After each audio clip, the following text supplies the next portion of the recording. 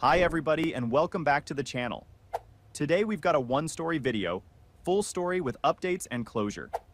Guy's girlfriend spends every night at her so-called study partner's apartment until 2 a.m., calls him jealous and insecure every time he asks about it. So he makes one phone call, finds out the dude isn't even a student, and quietly moves out while she's over there. Leaves a spreadsheet of every dollar he spent on her sitting on the kitchen counter. What follows is pure chaos. Timestamps are below if you want to skip around. Let's get into it. My girlfriend called me insecure for questioning her late-night study sessions with some guy. One phone call exposed everything. So I moved out, left a spreadsheet of every dollar I spent on her, and watched her world collapse. All right, Reddit. My girlfriend had me believing she was grinding through law school every night at her study partner's apartment. Turns out the dude wasn't even in her program, wasn't even a student. He graduated years ago, so I quietly packed up my entire life, moved out while she was over at his place, and left her a parting gift on the kitchen counter she'll never forget. Here's how it all went down. I'm 28 male, and I work in commercial property management for a mid-sized firm in Charlotte. Been with the company about 5 years, worked my way up from assistant to running my own portfolio of retail properties. Nothing glamorous, but it pays well, and I'm good at it. The kind of job where attention to detail and keeping spreadsheets actually matters, which turns out to be a useful skill when your girlfriend is running a double life. Been in my apartment for about 2 years. Nice place downtown that I snagged when the market dipped. 1 bedroom, updated kitchen, good building with actual security. My name on the lease, my security deposit, my furniture. I furnished the whole thing myself over about 6 months. Real stuff too. Not the particle board garbage that falls apart when you look at it wrong. Leather couch I saved up for, solid wood coffee table from an estate sale, 65-inch TV I bought myself for my birthday. Not flashy, not Instagram worthy, but it was mine, and it was solid. My girlfriend Kira, 26, I met at a friend's birthday party about 2 years back. She was finishing her 2nd year of law school, stressed but still fun, still ambitious in a way that attracted me. She had this energy about her, like she was going somewhere, and I liked that. We clicked immediately. She appreciated that I had my own place, my own career, my own financial stability. Said she was tired of dating guys who lived paycheck to paycheck and expected her to split a $12 appetizer at Applebee's. I appreciated that she was driven and had actual goals beyond just existing. The first year was solid. Real dates, real conversations, real support for each other's work. When she moved in 6 months ago, it felt like the natural next step. She was in her final year of law school, stressed about grades and the bar exam, and my apartment was closer to campus.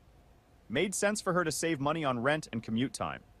What I didn't fully realize was that saving money meant I was now paying for literally everything. Rent, utilities, groceries, her phone bill, her gym membership, even her school supplies. She contributed absolutely nothing to the household expenses. When I brought it up once, she said she'd make it up to me after she passed the bar and started earning real money. Seemed reasonable at the time. Investing in our future, right? But it wasn't just the big stuff. It was the constant little things that added up fast. Every grocery run was on my card. Every time we ordered takeout, my wallet came out. Her gym membership, $90 a month, billed to my account because she didn't have a credit card that worked anymore. I even bought her a new laptop when her old one started crashing during final exams. $1,200. She thanked me by barely looking up from the screen. The thing is, I wasn't keeping track to be petty. I kept track because that's just who I am. Property management runs on spreadsheets and documentation. So every expense had a line item, every payment had a date, and without even trying, I'd built a perfect financial record of exactly how much it costs to date someone who sees you as a walking bank account. Now, Kira had this study partner named Dante Morales. According to her, they were in the same section, had all the same classes, and absolutely needed to study together because he had all the textbooks and his apartment was quieter than ours. On the surface, that tracked. Law students study together. Group study sessions are normal. What wasn't normal was the schedule. She'd leave around 8 p.m. and not come home until 2 a.m. Sometimes later. Sometimes not at all. 3, 4 nights a week. Always at Dante's apartment. Never at the law library. Never at a coffee shop. Never at the school's study rooms that were literally designed for this purpose. Always his place. Always late at night. Always with her phone face down on the counter before she left. I brought it up exactly twice before the night everything changed. First time, she told me I was being silly. Second time, she called me jealous and asked if I needed to work on my trust issues. Both times I backed off, because that's what you do when you love someone and they tell you your concerns are ridiculous. You trust them. You believe the person you're building a life with isn't lying to your face every single night. Okay, hold on. Let me jump in here for a second because I need everyone listening to understand what's actually happening. This is textbook gaslighting. For those who don't know, gaslighting is when someone makes you question your own reality so they can keep doing whatever they're doing without being challenged. She's going to another man's apartment multiple nights a week until 2 in the morning, and somehow he's the one with the issue? She turned a perfectly reasonable concern into a character flaw. Called him insecure. Called him jealous. Made him feel like a psycho for asking the most basic question any boyfriend would ask. And the worst part? It was working. He was actually starting to believe he was being unreasonable. That's how effective this manipulation is. If your partner makes you feel crazy for asking where they are at 2 a.m., that's not a relationship. That's a hostage situation with better furniture. Anyway, it gets so much better from here. Let's keep going. Last Tuesday night was the final straw. I'm sitting in the living room eating ramen for the third time that week because Kira couldn't be bothered to cook, and honestly, neither could I at that point. She was getting ready to leave, scrolling her phone, barely acknowledging I exist. The energy in the apartment was that familiar mix of her treating me like furniture while I pretended not to notice. Heading to Dante's again? Don't wait up. That's the third time this week, Kira. She didn't even look up. We have a huge exam next week. This is what studying looks like. Every single night, though? Can't you study here? We have a kitchen table, decent Wi-Fi, and I promise to stay out of your way. That's when she rolled her eyes so hard, I'm genuinely surprised they didn't get stuck in the back of her skull. Here we go again. Another jealous boyfriend speech, right on schedule. I'm not jealous. It's just weird that you need to study at some dude's apartment until 2 a.m. multiple times a week when we have a home right here. His place is quieter. Plus, he has all the textbooks and case briefs. We could buy the textbooks. I'd pay for them. I pay for everything else. She let out this theatrical sigh like I'd asked her to explain quantum physics to a golden retriever. You're so insecure. Dante and I are just study partners, nothing more. Then why can't I meet him? In 2 years together, I've never once met this person you spend more time with than me. Because you'll make it weird with your jealousy. Asking to meet your study partner isn't jealousy, Kira. Yes, it is jealousy. You don't trust me. We've been together 2 years, living together for 6 months, and you still can't trust me to study with a classmate.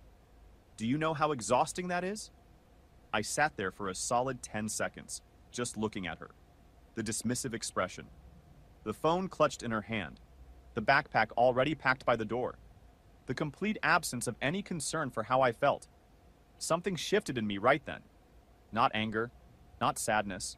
Something much colder and much more useful. Clarity. You're right, Kira. She blinked. What? You're right. This is the last one. Last jealous boyfriend speech. I'm done bringing it up. She studied my face, trying to figure out if this was a trap. Then she decided she didn't care. Good. Finally. Can I go now? Sure. Go study. She grabbed her backpack, gave me a pathetic peck on the cheek like she was checking a box on a to-do list, and walked out the door. I watched her drive away in the car I'd helped her buy when her old Honda died last year. Put down $3,000 for the down payment because her credit was destroyed from years of student debt and impulse shopping. Then I picked up my phone and made one call, the call that started every domino falling. My buddy Garrett works in IT at Kira's law school. Good dude, really reliable, helped me move into this apartment, and I helped him move out of his last place. He had access to the student information system as part of his job, maintaining the school's network and databases. Hey Garrett, quick question. You know a Dante Morales in the law program? Dante Morales. Which one? Studies with Kira, same section supposedly. Dude, Kira's in section B. There is no Dante Morales in section B. Not even close. My stomach dropped about 6 floors. You're absolutely sure? Positive. I literally just updated the roster last week. The only Dante Morales in the entire law school is in Section D.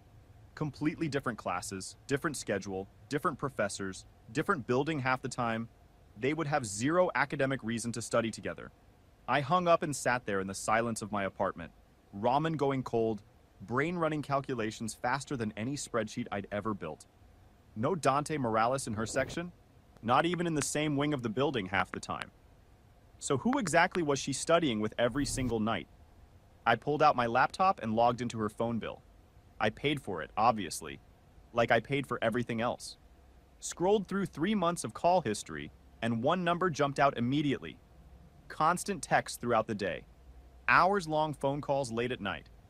FaceTime sessions at midnight, and 1 a.m. that lasted until 2 or 3 in the morning. This wasn't study partner communication. Nobody FaceTimes their study buddy at 1 a.m. for 2 hours. That's not exam prep. That's pillow talk. Did a reverse lookup on the number. Dante Morales. The guy was real. But I went one step further, ran his name through LinkedIn. And there it was. Dante Morales. Marketing manager at a tech startup in Charlotte, graduated from a state university 3 years ago with a business degree. Professional headshot. Endorsements for digital strategy and brand development. Not a single mention of law school, legal studies, the bar exam, or anything remotely related to what Kira claimed they were doing together.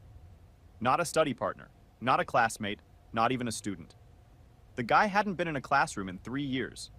Just some dude named Dante who worked in marketing and had an apartment that Kira liked visiting while her boyfriend sat home eating ramen and getting called insecure for asking basic questions about it.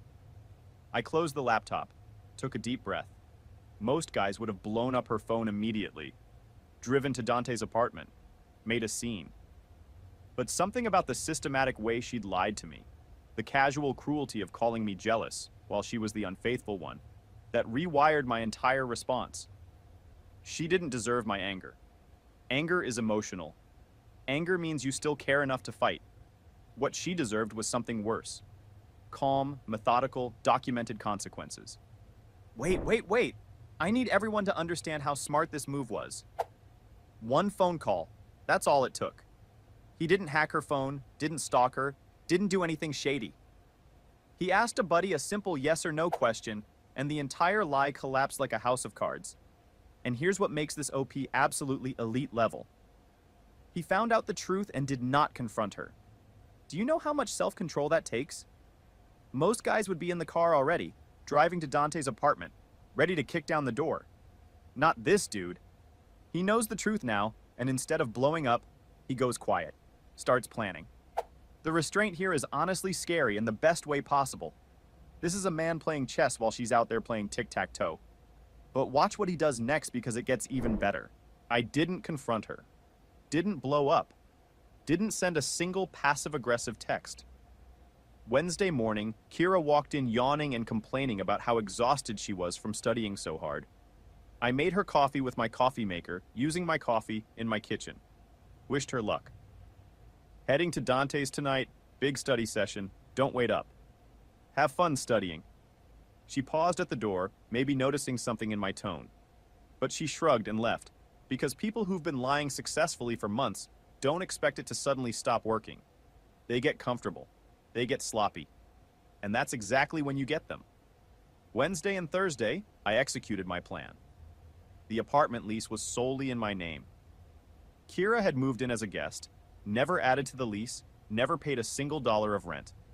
I photographed every item in the apartment with timestamps. TV, couch, bed frame, kitchen appliances, bookshelf, dining table. Everything purchased by me, documented with receipts. Property management trains you to keep records. Turns out that habit isn't paranoia. It's preparation. Then the master spreadsheet. 6 months of expenses. Rent, utilities, groceries, gym membership, phone bill, school supplies, gas money, the car down payment, a laptop for her classes, and dozens of smaller charges. Every payment documented with dates, amounts, and categories. 6 months, $14,200. That's the price tag on being someone's financial safety net while they spend their nights with another man. Thursday night, Kira didn't come home at all. At 3 a.m., my phone lit up with a text. Fell asleep studying. Crashing at Brit's. Love you. Brit was her best friend from college. The automatic alibi. The safe name to drop when you need a cover story at 3 in the morning. Except this time, I didn't just accept it. I texted Brit immediately. Hey, is Kira okay? She said she crashed at your place tonight. Brit responded within minutes. What? I haven't seen Kira all week. Is everything all right? Everything's perfect. Thanks, Brit. Screenshot. Saved. Another lie documented. At this point, I had the phone records, the LinkedIn profile, the fact that Dante wasn't in her section, and now proof that her best friend alibi was completely fabricated. The case was airtight, and she had no idea it even existed. Friday morning, Kira came home to shower and change. Hair still damp from someone else's shower, smelling like unfamiliar soap. The audacity of walking through my front door like she was returning from the library. Sorry about last night. Study group ran super late. No worries. How's the exam prep going? So stressful. Dante thinks I need extra help this weekend. Might need to put in serious hours, Saturday and Sunday. The whole weekend? Nolan, don't start. Actually, I'm not starting anything. I'm going out of town this weekend. Fishing trip with the guys. Her face literally glowed, like someone had handed her a winning scratch-off ticket. A whole weekend of uninterrupted time with her marketing manager, while her jealous, insecure boyfriend was out of town, catching base somewhere. That's perfect. I can really focus on studying without any distractions.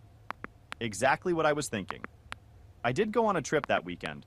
Not fishing, apartment hunting, found a clean one-bedroom closer to work. Good building, reasonable rent, quiet neighborhood. Walked through it Saturday morning, signed the paperwork by noon, put down the deposit. Move-in available immediately.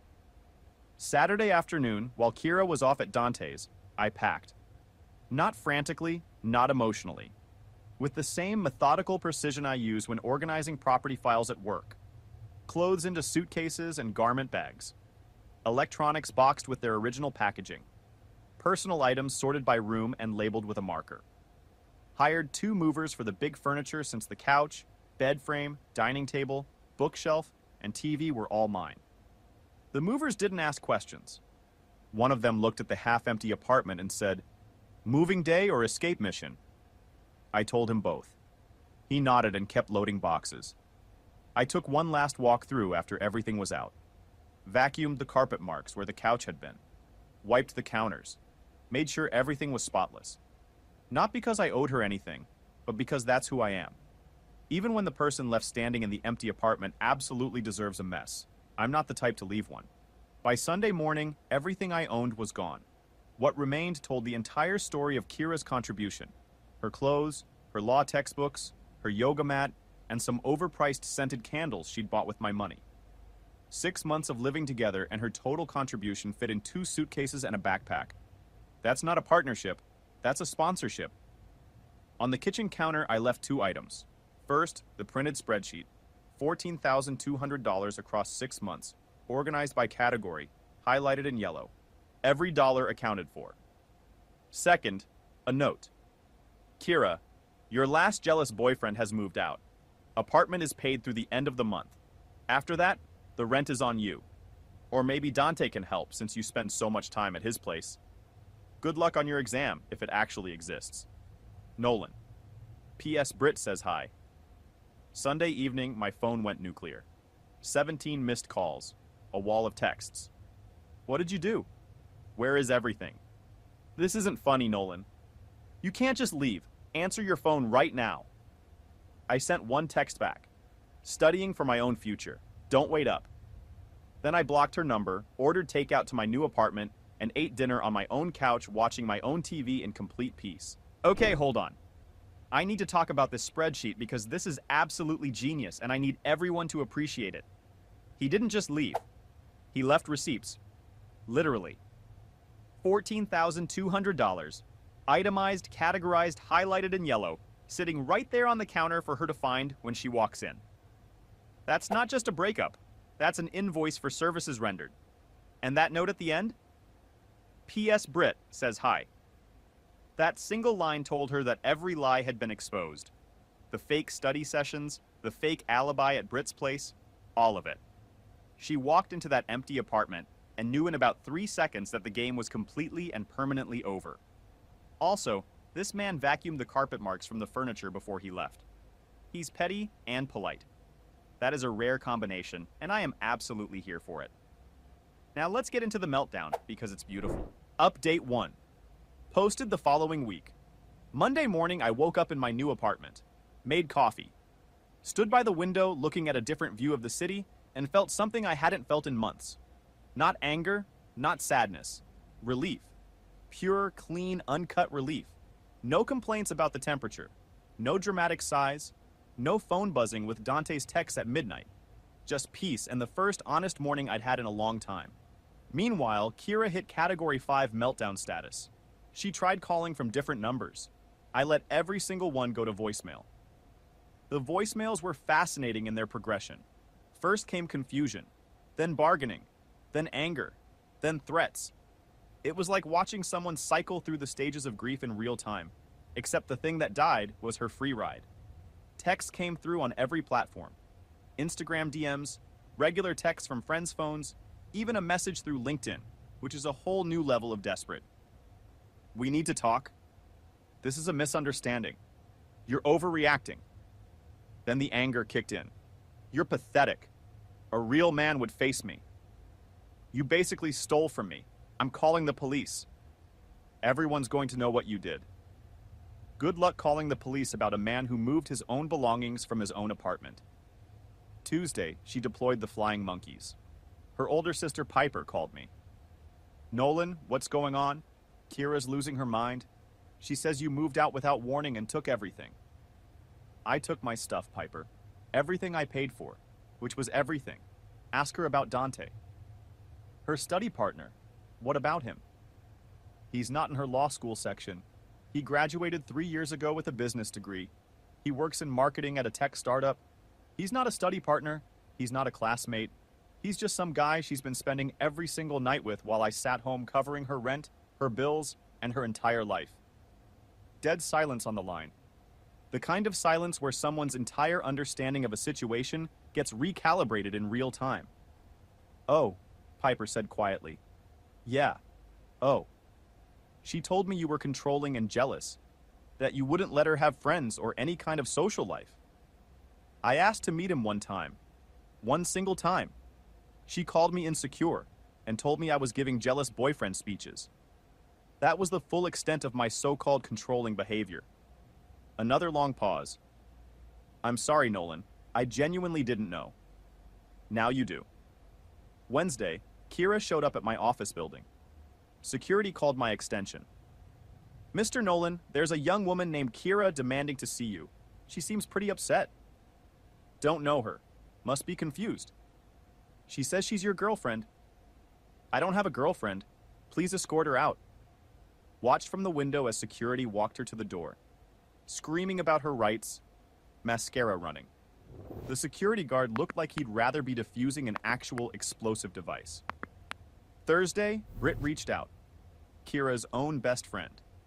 Admitted she'd known about Dante for months. Kira had told her they were basically over, just staying together out of convenience until she finished school. Said she planned to leave right after the bar exam. Just needed my financial support to get through. She was using me as a piggy bank with a 6-month timer, I told her. And honestly, that's exactly what it was.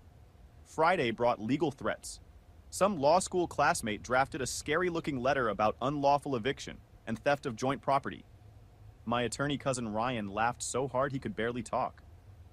Drafted a response explaining she was a guest with no tenant rights, all items were solely mine with receipts to prove it, and further harassment meant an immediate restraining order filing. The threat stopped overnight. Now hold on, let me break something down here because there's a clear pattern most people miss when they're in the middle of it. First, she tried the victim approach. We need to talk. This is a misunderstanding. When that bounced off him, she tried anger and intimidation. You're pathetic. I'm calling the police. When that didn't work, she sent her sister. Then she physically showed up at his workplace. Then she went full legal threat mode. This is what's called an extinction burst. For those who don't know, when a manipulator loses control over someone they've been manipulating, they don't quietly accept it. They rapidly escalate through every single tool in their toolbox to try and regain that control. Crying, anger, guilt, family pressure, intimidation, legal threats, one right after the other, each one more desperate than the last. And this OP stonewalled every single attempt. He didn't respond emotionally to a single tactic. Didn't budge 1 inch. That takes serious backbone. That takes the kind of self-discipline most people just don't have. But we're not done yet, because the karma train hasn't even pulled into the station. Update 2. Posted 1 month later. The following week, the universe delivered karma in bulk. Turns out Dante Morales had a girlfriend. A serious, committed, living together girlfriend. Colleen, a registered nurse who worked the night shift at a hospital downtown. That's why Kira could only study at Dante's apartment late at night. When Colleen was at work pulling 12-hour shifts, the place was empty. Kira's study schedule wasn't built around exam prep. It was built around another woman's work schedule. After I left, Kira got desperate, lost her financial support, lost her apartment, lost her comfortable life. So she went all in on option B. Showed up at Dante's apartment on a Tuesday afternoon, probably rehearsing her "I left him for you" speech the whole drive over. Small problem. It was Colleen's day off, and Colleen answered the door. Colleen found me on social media about a week later and sent me absolutely everything. She'd been building a case of her own. Screenshots of Kira begging Dante to leave Colleen and be with her for real. Dante responding that the whole thing was just casual fun, and he never promised anything serious. Kira threatening to expose everything if Dante didn't commit. Dante calling her crazy and telling her to back off. The best part? Colleen had already known for weeks. Found evidence on her own, been collecting screenshots and documenting patterns, waiting for the right moment. When Kira showed up at the front door like a desperate character in a bad movie, Colleen let everything detonate at once. Colleen sent me security footage from the apartment building's lobby. Kira coming and going at all hours with overnight bags. Never once carrying textbooks.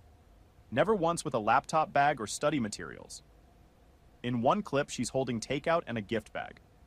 In another, she's wearing a dress that nobody puts on to review case law at midnight. The footage told the whole story better than words ever could. Then Colleen went scorched earth. She was connected to several people in Kira's law school through mutual friends and nursing school classmates who'd crossed paths with law students at university events. She made sure every single one of them knew the full truth. The study partner who wasn't a student. The fake sessions that were actually sleepovers with another woman's boyfriend. The lies about being in the same section. The fact that Kira's boyfriend had been paying her way through law school while she spent nights at another man's place. Kira's reputation at school didn't just take a hit. It evaporated overnight. Her actual study group kicked her out within days. Classmates she'd considered friends started avoiding her in the hallways. People she'd studied with for 3 years suddenly had zero interest in being associated with her. In law school, where your reputation and professional network are literally the foundation of your entire career, she just set both on fire. And the real karma? That big exam she'd been supposedly studying for every single night? The one she couldn't possibly prepare for at our apartment because it was too noisy and Dante had all the textbooks? It was real. Worth 40% of her final grade.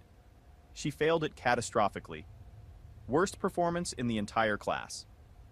All those nights she was supposed to be studying, she actually genuinely needed to be studying. The exam covered case studies from sessions she'd skipped to be at Dante's place. Practice problems she'd never attempted. Legal frameworks she'd never reviewed. A professor I'd met once at a school function reached out privately. Said Kira had missed every crucial review session leading up to the exam. Sessions where key material was covered, where practice questions were worked through, where the professor specifically highlighted what would be on the test. She missed all of it. She was now at serious risk of not graduating on time. Okay, pause. I need everyone to sit with this for a second because this is poetic justice on a level I rarely see. She used studying as her cover story, right? That was the entire foundation of the lie. I'm at Dante's studying. She said it every single night for months. And because she spent all her supposed study time doing everything except studying, she failed the actual exam. The lie literally became its own punishment. She didn't just get caught cheating on her boyfriend. She cheated herself out of her own future. The career she was supposedly building while lying to the OP, she torpedoed it with the same lies she used to sneak around. That's not just karma. That's karma writing a whole essay and turning it in with citations.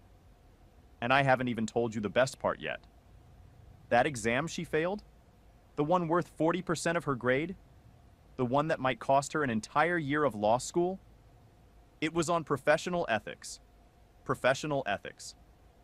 I'm going to say that one more time because some of you might be listening while driving or doing dishes, and I need you to hear this clearly.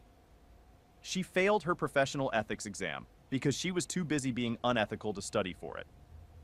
The universe wrote that punchline, and honestly, it's funnier than anything I could ever come up with. All right, let's finish this up because the 3-month update is just as satisfying. Final update. Posted 3 months later. 3 months have passed. Here's where everyone ended up. Me, I'm doing better than I have in years. New apartment is perfect. Clean, quiet, completely mine. No one else's shampoo in the shower, no one else's phone buzzing at midnight. Just my space, organized the way I like it, peaceful in a way I forgot was possible. Work has been great too. Without the constant stress of a relationship that was secretly falling apart, my focus improved dramatically. Got a performance bonus for landing a major tenant in one of my retail properties. My boss commented I seemed more present lately. Funny what happens when you're not spending every brain cell wondering where your girlfriend is at 2 in the morning. I started seeing a colleague named Leah about 6 weeks ago. She works in the finance department at my firm. Has her own career, pays her own bills, drives her own car, and has never once called me insecure for asking a reasonable question. The first time I asked her to dinner, she actually showed up on time. She actually enjoys spending time with me. Not because I'm funding her lifestyle, not because I'm convenient, because she genuinely likes my company. That's a wild feeling when you've spent 2 years being treated like an ATM with a pulse. Without Kira's expenses draining my account, I finally started that investment portfolio I'd been planning. $14,000 over 6 months. That's what I was spending to subsidize someone who was actively betraying me. Every ramen dinner I ate alone, every bill I covered without complaint, every "don't worry, I'll pay you back after the bar exam" was money thrown into a void. Now it's invested and growing instead of funding someone else's double life. Kira couldn't afford the apartment on her own. Turns out when you've been contributing exactly $0 to rent and bills for 6 months, you have no idea how much life actually costs. Tried to find a roommate, but word had gotten around campus. Nobody wanted to live with someone whose reputation was a smoking crater. Had to move back in with her parents at 26. Back to her childhood bedroom. She failed 2 more classes on top of the first one because she was too distracted trying to salvage things with Dante to show up to actual lectures and study sessions. The real ones. With actual classmates. Covering actual material.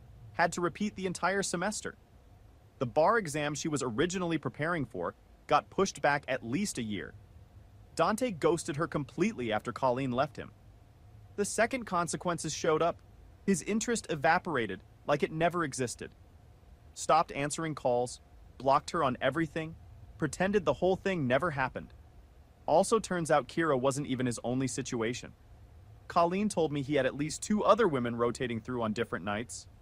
She wasn't special to him. She was just available when Colleen was working the night shift. A schedule filler with an overnight bag. Last I heard, Kira's working part-time at a legal aid clinic, trying to rebuild her professional reputation from the ground up.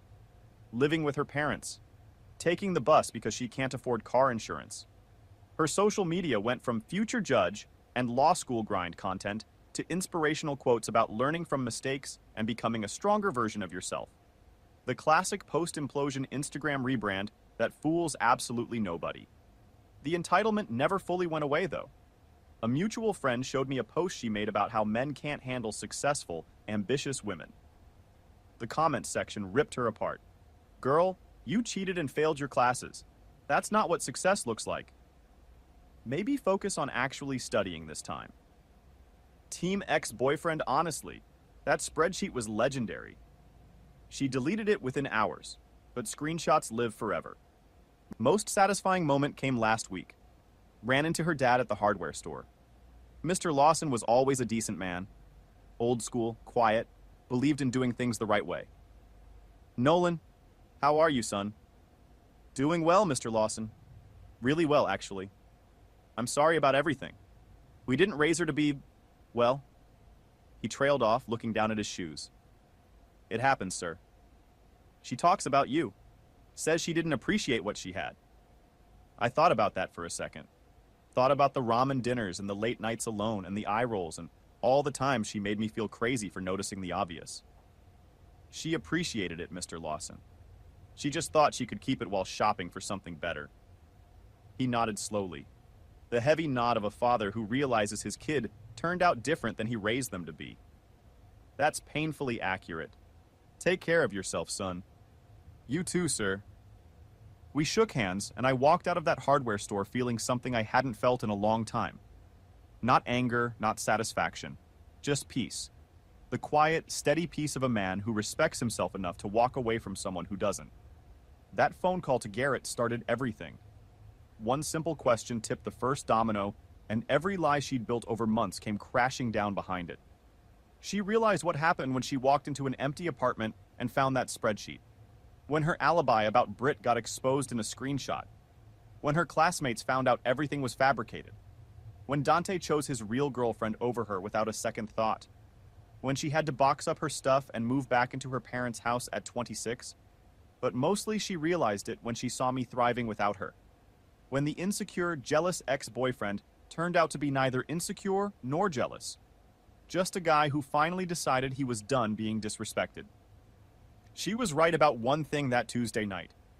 It was my last jealous boyfriend speech. Because I'm not her boyfriend anymore. And I'm definitely not jealous of whoever inherits the privilege of funding her next adventure. She used to roll her eyes at my concerns and wave me off.